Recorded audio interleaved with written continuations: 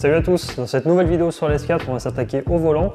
Au-delà du fait d'être le truc qui vous évite de faire un tout droit et de tomber d'une falaise, c'est aussi le truc que vous voyez à chaque seconde que vous conduisez votre voiture, donc c'est important que ce soit joli. Sur la S4, le volant est dégueulasse, hein, clairement. Donc aujourd'hui, on va le remplacer et on va continuer dans notre série du pourquoi faire simple quand on peut faire compliqué. Après les sièges de B9, on va aujourd'hui monter un volant TT8S/R8. Donc voilà, c'est les dernières phases. Il n'y a rien qui est plug and play, mais on va quand même le faire et ça va marcher. Allez, c'est parti!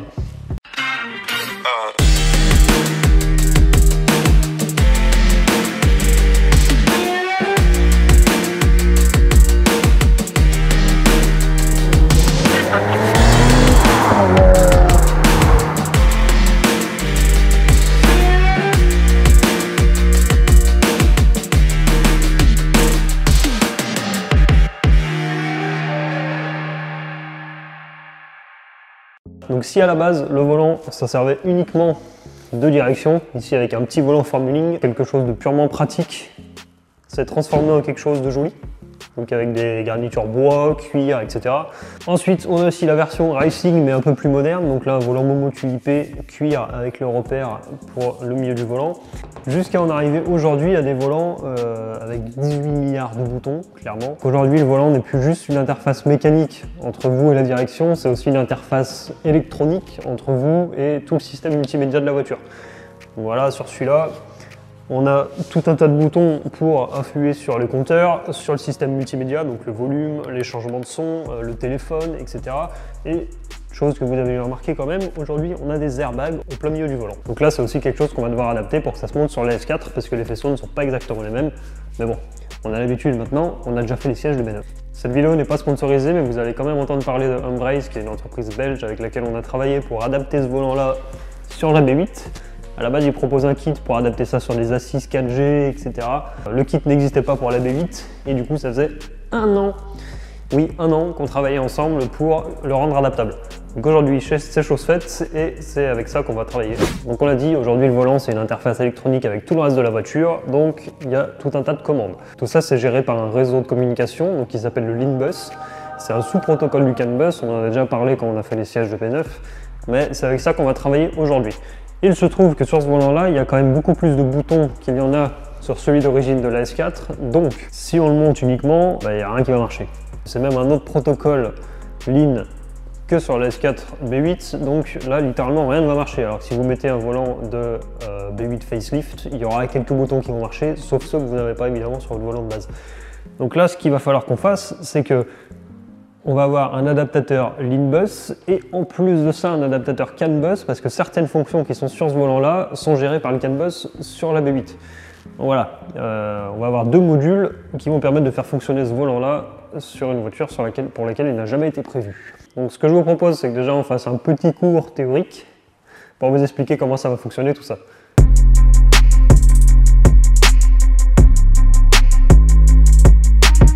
Pour faire fonctionner ce volant, on va jouer sur deux réseaux, le CAN-Bus et le LIN-Bus. Aujourd'hui, c'est fini l'époque où un interrupteur envoyait du 12 volts à un relais pour faire fonctionner quelque chose. Aujourd'hui, quand on appuie sur un interrupteur, on envoie en fait des bits de données sur un réseau qui traverse toute la voiture à différents calculateurs. Cependant, tous les calculateurs ne vont pas être intéressés par tous les bits de données.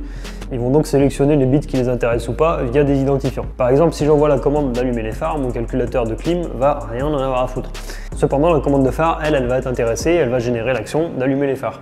La question, c'est pourquoi faire tout ça? On pourrait se dire, ça rajoute de la complexité, l'électronique on peut plus y toucher, on peut plus rien faire sur nos voitures de nos jours, mais au final, quand on met le nez dedans, on commence à comprendre un peu. C'est que plutôt que de tirer un fil par interrupteur, par actionneur, par moteur, au final, on tire uniquement des fils de réseau à travers toute la voiture et on peut se repiquer à n'importe quel endroit pour piloter tout ce qui est connecté à ce réseau-là.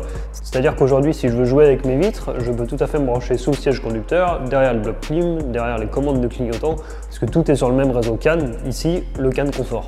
Et ça, c'est l'un des avantages qui va nous aider à faire fonctionner le volant, parce qu'on va se brancher sous le ressort spiral, sur le réseau CAN confort, et on va quand même pouvoir piloter d'autres choses qui y sont raccordées sans pour autant aller tirer des fils correspondant à chaque bouton, etc. Donc pourquoi faire ça? On gagne du fil, du poids, de l'argent, et au final c'est pas bien compliqué aujourd'hui dans notre époque où tout est informatique. Pourquoi la voiture ne passerait pas par là? Donc techniquement le CAN bus c'est un réseau qui fonctionne à deux fils, un CAN high et un CAN low. Quand on les embête pas, ils ont une tension de base de 2,5 volts, mais par contre quand on va les titiller et envoyer un bit de données, le CAN high va passer à 3,75 volts et le CAN low à 1,25 volts. En fait, c'est cet écart qui va être interprété comme un bit. Ces bits de données là vont pouvoir être envoyés à différentes vitesses, donc on appelle ça le baud rate. Sur la S4B8 par exemple, on est à 100 kilobits par seconde sur le réseau CAN confort, mais sur une B9, on est à 500 kilobits par seconde. N'essayez donc pas de brancher les sièges de B9 sur le CAN confort d'une B8, sinon ça fait un peu un sapin de Noël. Pour illustrer la différence de baud rate entre les deux réseaux CAN, voici un extrait vidéo en 500 kilobits par seconde et un autre extrait en 100 kilobits par seconde.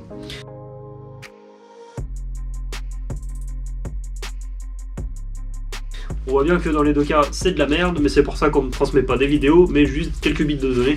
Donc le fonctionnement à deux fils du CAN bus lui permet quand même une grande robustesse. Il ne va pas être très sensible aux parasites, aux champs magnétiques, alors qu'un sous-protocole comme le LIN, qui fonctionne avec un seul fil, lui va y être plus sensible. Là où les vitesses étaient de 100 ou voire 500 kilobits par seconde sur le CAN, sur le LIN on est plutôt à maximum 20 kilobits. Donc la vitesse est bien moindre et on fonctionne donc qu'à un seul fil.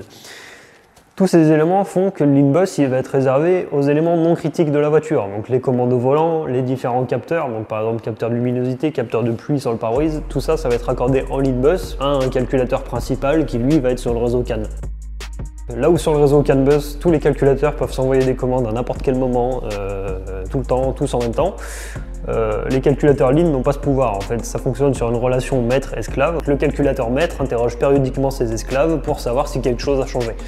L'esclave n'envoie pas de données de lui-même, c'est vraiment un système de questions-réponses. Alors que si quelque chose change pour un calculateur CAN, lui, il va directement prendre la décision d'envoyer l'info sur le réseau, sans être questionné. Le truc qui va nous gonfler pour adapter le volant de l'ATT, c'est que les protocoles ont changé entre-temps, entre les deux générations de voitures. Donc on est sur une S4 de 2009 et le volant de l'ATT est de 2016, si je ne me trompe pas.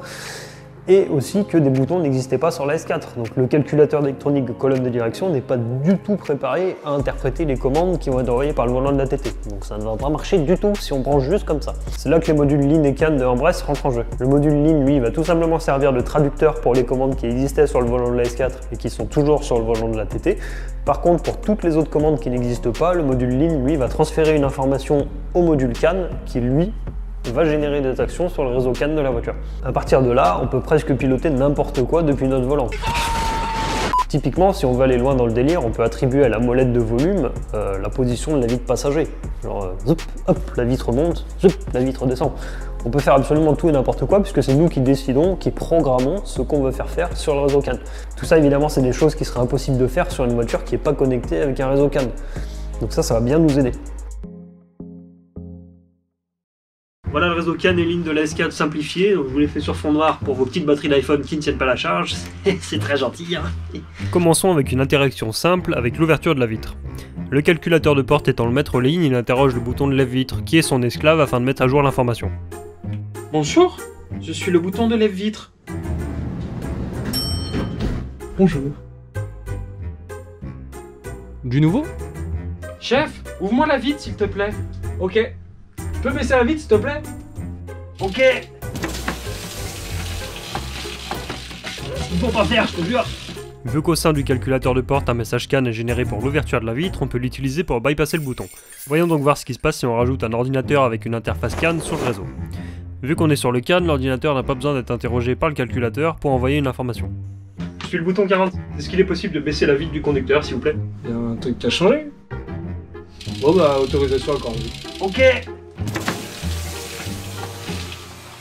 Moralité, je peux m'identifier comme le bouton de lève-vitre sur le réseau et je serai reconnu comme le bouton de lève-vitre. Voyons maintenant un exemple où un calculateur interroge son esclave LIN et envoie l'information à un autre calculateur via le CAN. Détecteur de qualité de l'air du nouveau.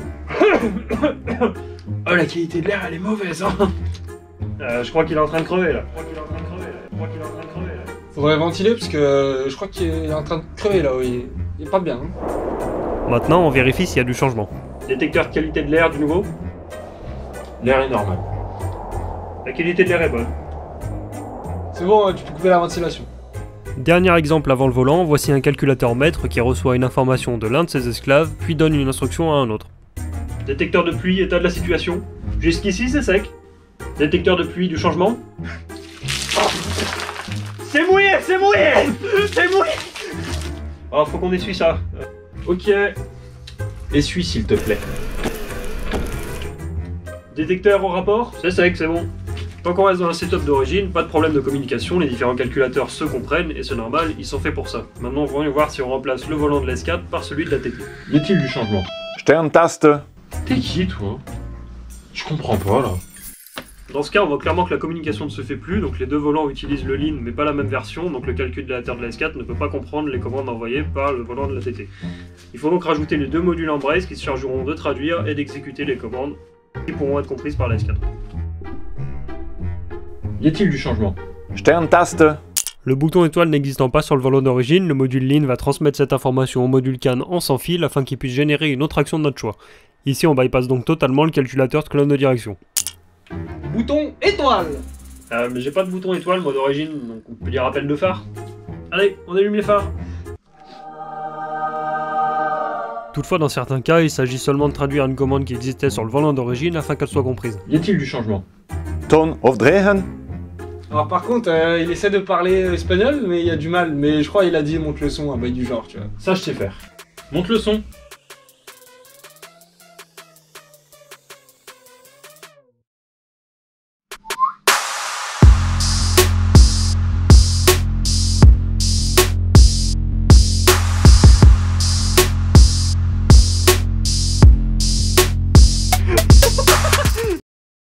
Dernière interaction avec notre gestion du Drive Select. Y a-t-il du changement? Next tab. Onglet suivant! J'ai pas d'onglet suivant, donc on n'a qu'à dire mode de conduite suivant. Vu qu'on ne peut pas piloter le mode de conduite SLED via le Lean ou le CAN, on tire directement un fil jusqu'au bouton dans le module. Du nouveau. Lorsque le module sera interrogé, on balance du jus afin de simuler un appui sur le bouton et le module générera lui-même la commande. Mode de conduite suivant.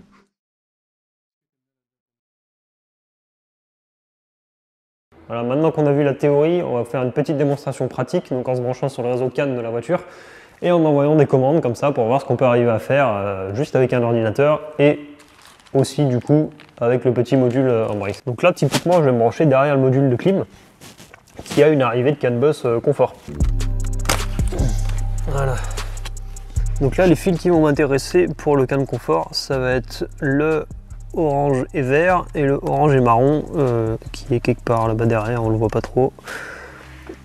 Mais voilà les fils sur lesquels je vais me repiquer. Donc je vais enlever cette prise là et je vais rajouter les cosses de mon Arduino là-bas dedans. Un petit Arduino voilà avec le CAN Shield. Donc là j'ai mon bornier avec le CAN High et le CAN Low sur lesquels je vais me repiquer avec tout simplement un petit fil à la con avec des petites broches. Donc deux là-dedans. Deux là où ça m'intéresse dans la voiture, et ensuite je branche l'Arduino au PC avec ce petit cordon USB.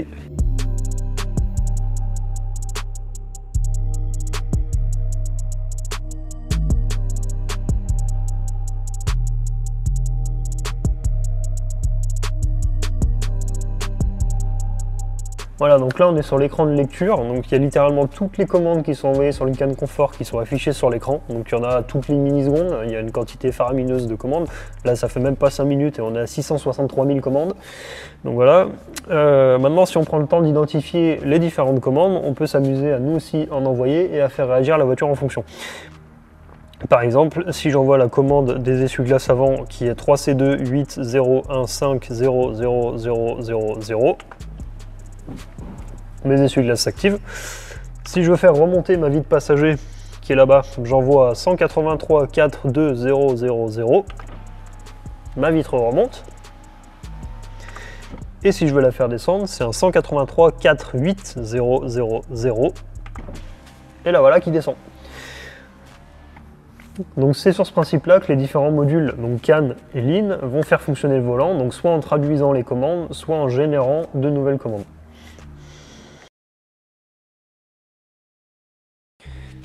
Voilà, donc maintenant que vous avez compris comment ça marche, on va pouvoir passer aux choses sérieuses. Et il faut une chaise rose pour ça. Non, c'est faux. Donc, la première étape dans notre cas, ça va être de remplacer un connecteur du faisceau Lean de Embrace parce qu'il n'est pas le bon. Faut savoir que ce faisceau-là, il est prévu pour un volant de TTRS ou DR8 qui a des interrupteurs en plus ici, donc le bouton Start and Stop, un bouton de clapet d'échappement, et je sais plus quoi d'autre de l'autre côté. J'ai pas ce volant là, donc j'ai uniquement un connecteur 4 pins. Donc il va falloir que je remplace le 6 par un 4 ici. C'est pas mal compliqué, j'en ai pour 3 minutes. Rien de bien sorcier, c'est uniquement remplacer ce connecteur là par celui-là. Donc en fait il suffit de l'ouvrir sans se perforer une main, ça peut être pas mal.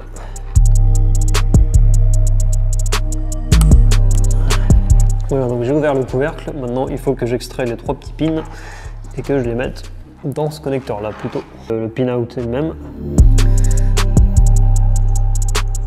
Voilà. Donc je fais d'abord sauter la première languette. Voilà. La languette vient se clipser sur la deuxième butée et je refais de même. Et voilà. Je la mets dans mon deuxième connecteur. Voilà. Plus que le troisième. Et voilà. On l'insère en troisième position. La petite capote. Et voilà. Aussi simple que ça. Donc on se retrouve avec ce petit faisceau qui est là, tout mignon. Ce que je vais faire, je vais pouvoir enlever ce connecteur là parce qu'il sert pour les volants qui ont le bouton Start and Stop. Je ne l'ai pas, donc ce connecteur là ne me sert à rien. Finalement, oublier la gaine thermo. J'ai enlevé le fil, ça sera plus simple. Donc nous voilà avec notre faisceau finalisé. Donc la deuxième étape, ça va être de refaire le faisceau de l'airbag. Donc ça, c'est le faisceau d'origine de la S4 et ça du volant de TT. La différence étant que ce connecteur là qui va se brancher dans la voiture n'est pas le même. Donc il va falloir que je fasse un mélange entre le faisceau de la TT mais avec la prise de la S4. Là, rien de moins compliqué non plus, mais il faut être minutieux parce que si on inverse des fils, on a vite fait de se faire péter un truc à la gueule, donc c'est pas terrible non plus. Bon, pour des raisons évidentes, je vais pas vous détailler fil par fil comment faire cette modif. Après, c'est un coup à ce qu'on me sorte que c'est de ma faute si votre airbag vous a pété à la tronche, voire pire, qu'il ait pas pété lors d'un accident.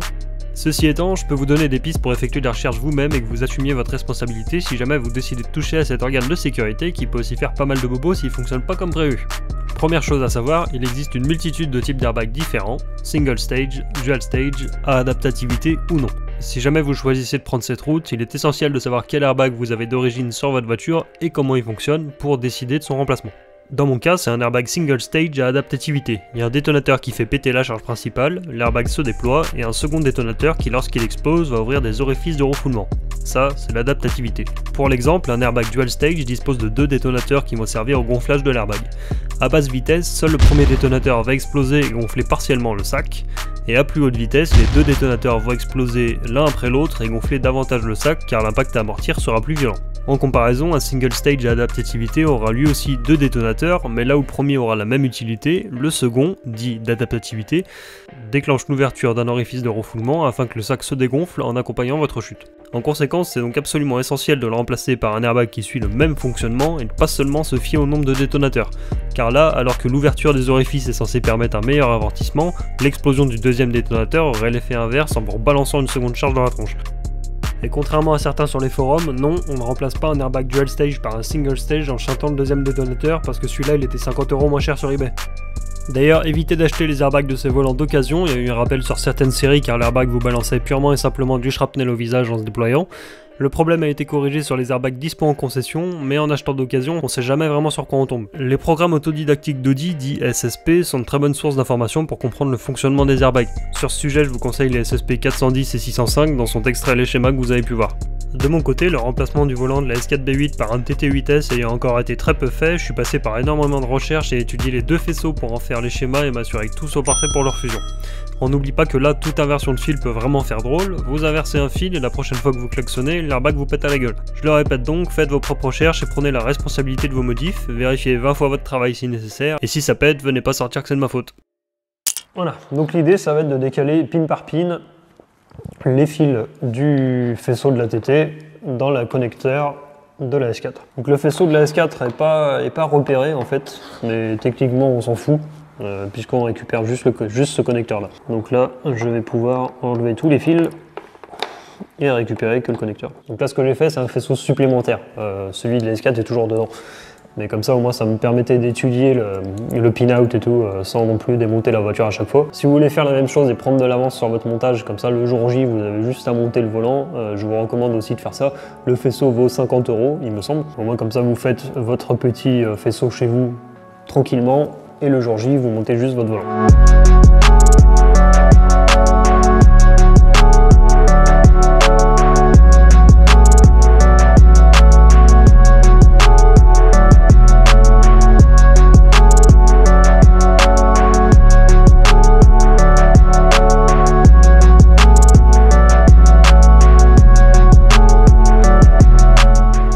Et 5.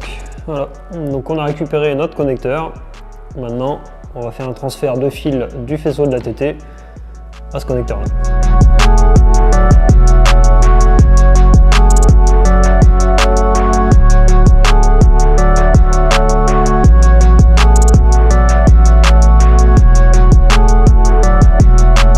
Donc là, maintenant, les fils des 2 détonateurs d'airbag ont été transférés sur le connecteur de la S4. Il me reste entre guillemets les commandes au volant.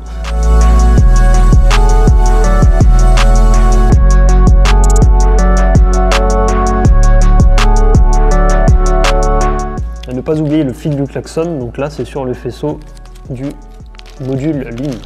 Et ça, horn, klaxon.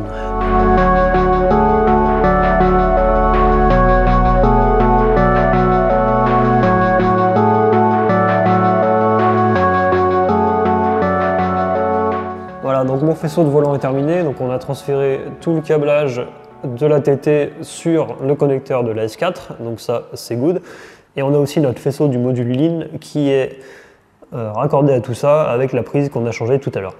Donc là maintenant, je vais pouvoir attaquer au démontage de la voiture et au branchement de tout ce bordel. Première étape, virer cette chaise rose. Deuxième étape, reculer le siège, histoire d'avoir un peu de place pour bosser. Troisième étape, débrancher la batterie.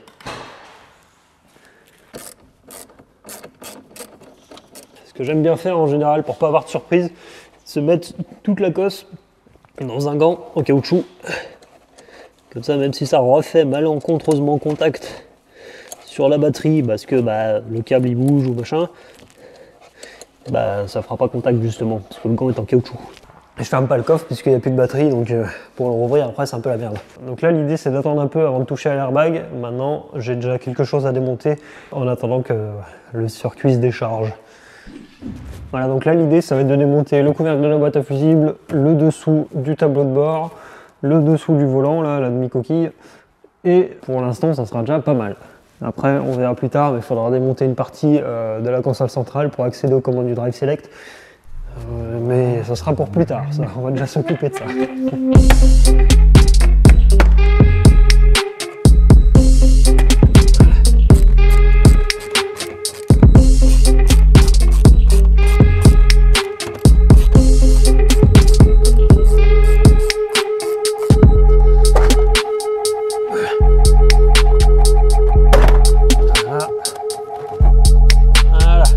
Auquel j'ai pas pensé avant de débrancher la batterie, c'est qu'il vaut mieux débloquer ces vis d'airbag avant en fait, parce que là je me suis un peu fait couillonner, mais ça devrait pouvoir passer tout de même.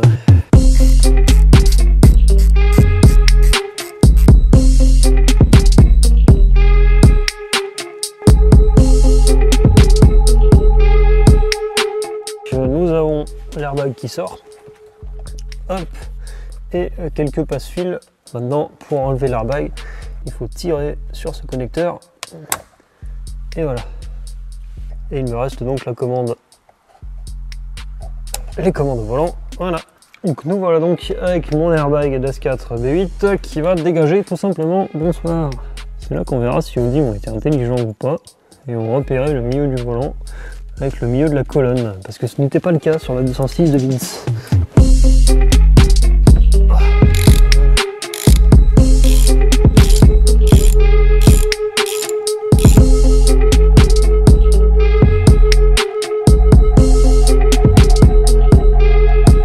Félicitations Audi, vous êtes moins con que Peugeot. C'est repéré. Voilà, donc là, normalement, conseil de Vince, Et voilà, je n'ai donc plus de volant dans cette automobile.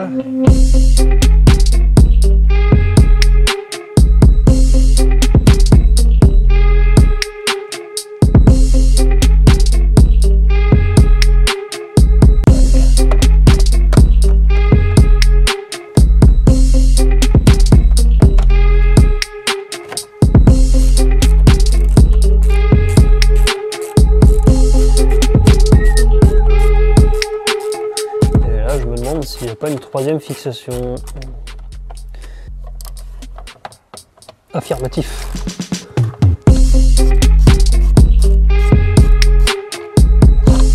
Voilà.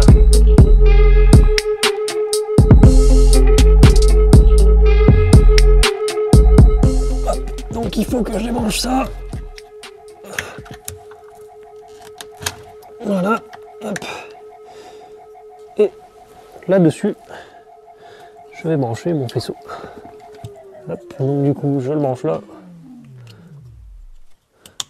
Ici, on le branche ici. Voilà. Voilà. Donc ça va comme ça. Bon, après, je m'embêterai à mettre le faisceau un peu plus correctement. Ça va au module CAN. Et ça, l'idée, ça va être de le faire passer quelque part par là-bas pour arriver jusqu'à derrière ces commandes là. Comment je vais faire mon coup pour que ça fasse pas gling gling tout le temps? C'est la difficulté dans ce genre de projet où tu rajoutes des trucs. Donc je vais remettre ma demi-coquille avec en essayant de coller le connecteur par le dessous.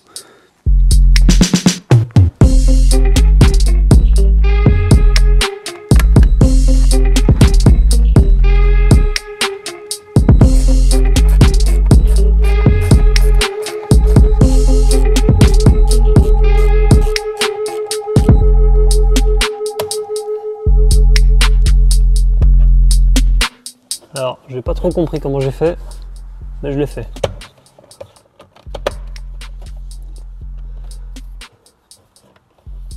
Voilà.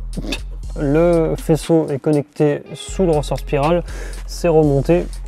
J'ai la sortie, la prise bleue qui va directement sur le module CAN, et j'ai mon fil qui est là, qui va aller se brancher sur mes commandes de Drive Select. Donc là, ce que je vais faire, je vais sortir le bloc clim et je vais sortir les commandes du Drive Select. Le souci que j'ai, c'est que ma radio ne sort pas. J'ai passé des heures à essayer de la sortir avec 18 000 types de clés. Elle ne bouge pas. Il y a un côté qui sort pas. Les clips doivent être flingués. Donc c'est un peu la merde pour sortir le Drive Select, mais j'avais réussi l'autre fois, donc là je devrais réussir. Donc voilà. Ça va être un peu chiant. Ça va être un peu long, je vais pas tout vous montrer, je vais mettre un timelapse. J'y vois rien. Vous y voyez rien. Et alors? Ce qui compte, c'est que le canasson, il y voit lui. Voilà le bordel, hein. Donc la première chose, c'est d'arriver à le déclipser. Donc par-dessous, en enlevant le bloc clim, on arrive à tirer un peu ici. Et en fait, il y a des petits picots sur le dessous, ce qui font qu'ils sortent. Et ensuite, on le bourre à l'arrière et en tirant la façade, vous voyez, en tirant la façade suffisamment, on arrive petit à petit à le sortir par le dessous. Bon, maintenant là où ça va être moins drôle, c'est que petit 1, je pète la dalle, j'ai rien à manger. Et petit 2, pour les commandes du Drive Select, certes c'est piloté par Lean, donc on a moyen de changer le statut en envoyant une commande sur le Lean, sauf que la petite LED qui indique dans quel mode on est, elle n'est pas pilotée par Lean. Elle, c'est littéralement le bouton qui fait qu'elle change. Donc on est parti sur la solution de souder un fil sur chaque bouton, sur le précédent et sur le suivant. Comme ça on changera le statut et la LED qui donne le mode de conduite. Donc voilà, il faut que j'ouvre le petit boîtier de commande et que je soude un fil sur chaque bouton.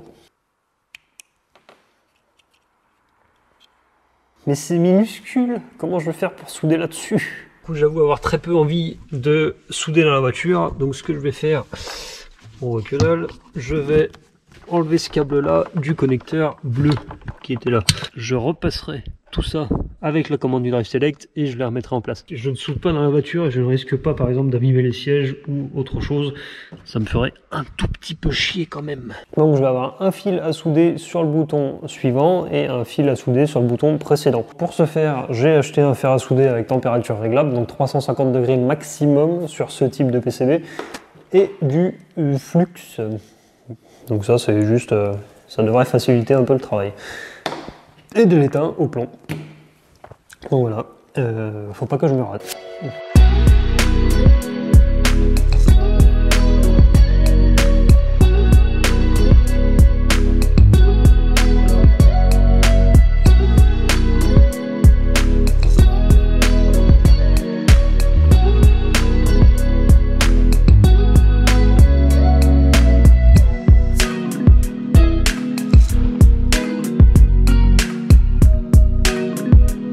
Voilà, donc maintenant que mes deux fils sont soudés sur ma commande du Drive Select, ce que je vais faire, à l'arrière, on a deux petits trous où passent les fils, là et là, donc je vais les sceller avec un peu d'époxy, comme ça, si jamais les fils sont un peu tirés, ça tirera pas seulement sur les soudures, mais aussi sur l'époxy, comme ça évitera que ça se dessoude.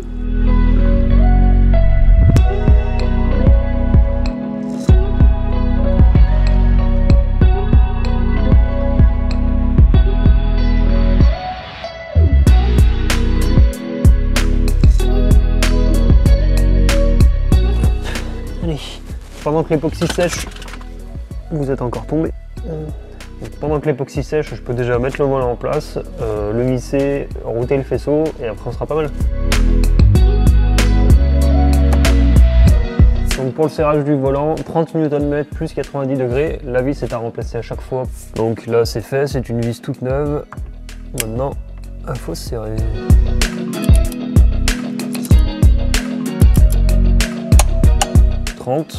Et maintenant 90 degrés. 45. 90 degrés. Le volant est maintenant en place, je vais pouvoir mettre le faisceau.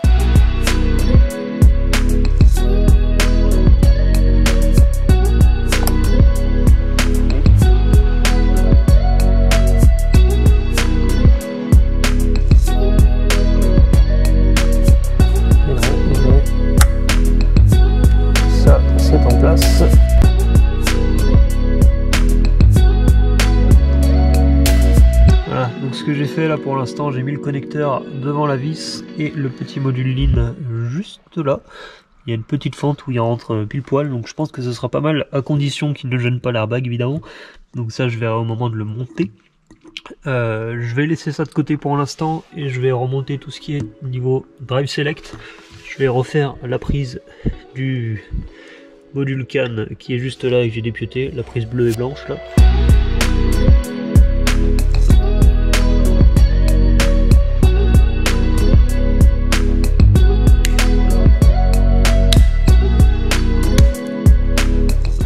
Et voilà, voilà, ni vu ni connu de devant évidemment. Tout fonctionne. Hop, et par contre de derrière, j'ai mon fil de Next qui passe là-dedans et qui est soudé sur le bouton, et idem de l'autre côté, le fil du bouton précédent qui rentre, qui est soudé sur le bouton. Et là, comme ça, on devrait pouvoir envoyer les mêmes commandes depuis le volant.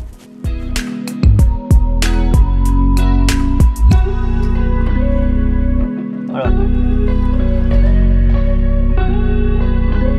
Je pense que je vais la remettre en place après avoir fait les essais, comme ça au moins je serai sûr que tout fonctionne. Donc là, je vais me contenter de la rebrancher.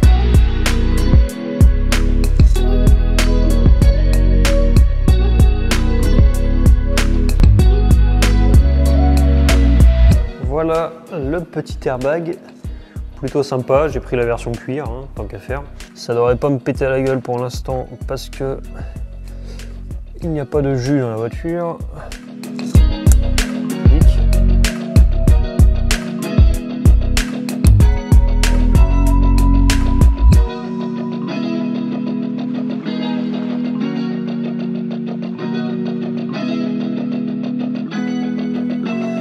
Contact.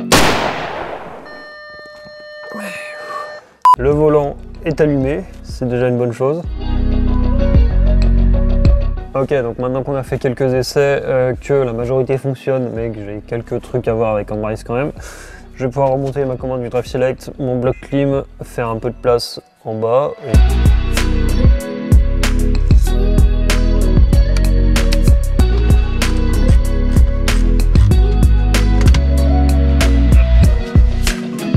La console centrale est remontée, le volant bientôt. Ce que je vais faire pour attacher le module CAN qui est ici, je vais mettre un bout de scratch en fait et je vais le planquer ici là-dedans.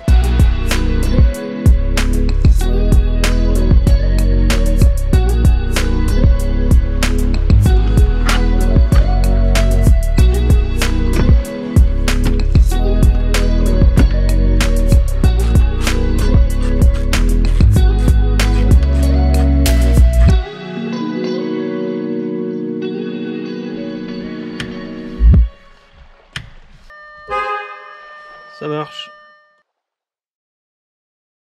On est à peu près 2 mois plus tard, Andbrace m'a envoyé leur version 2 du module CAN, donc celui-là il est flashable par USB, donc c'est plutôt cool si jamais il y a d'autres mises à jour qui devraient suivre.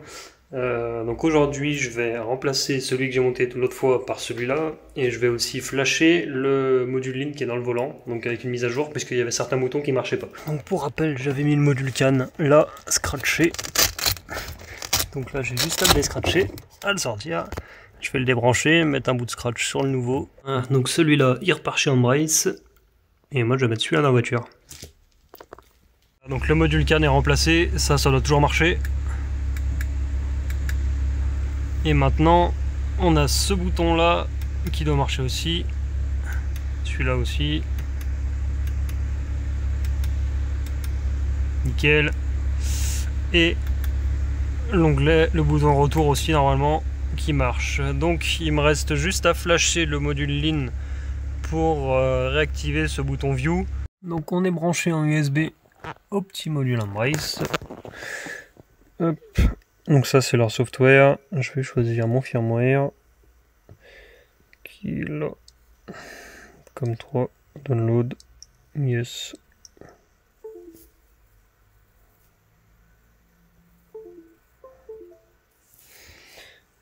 Successfully flash to the module, donc en principe on est pas mal.